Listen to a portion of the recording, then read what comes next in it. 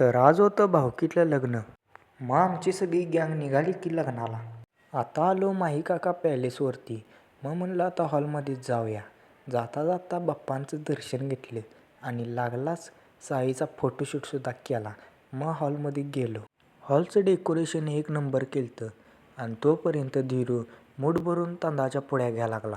लग्नाचा हॉल सगळा मोकळा दिसत होता. म्हणून म्हणलं सगळेजण गेले कुठे. बघती तर सगळेजण भोजनालयात जेवण करण्यासाठी गेले होते. मग म्हणलं आता आपण पण पेटपूजा करून घेऊया. रोम रोम भाइयों. आम्हाला जेवाय वाढायचं आहे तर धीरूने केलं इकडे चालू. आता सगळ्यांनी आवरलं आणि निघालो हॉलमध्ये.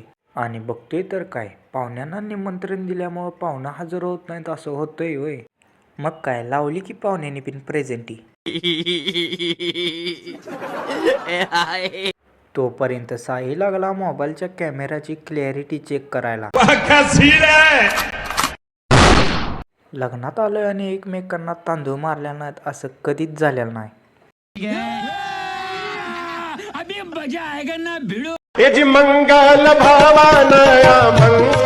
आता म्हणलं तुम्हाला हरण्या आणि सुंदऱ्याची बैलजोडी दाखवूया. आणि लग्न झाल्यामुळं आता म्हणलं जाऊया घरी. सकाळी लग्नाला जाताना बसमध्ये बसायला जागा सुद्धा नव्हती आणि घरला येताना सगळी बस रिकामी झालेली. पण साई काय मोबाईल ठेवायचं नावच काढत नव्हता. मग आता पोहोचलो घरी. Bye bye, tata, good bye.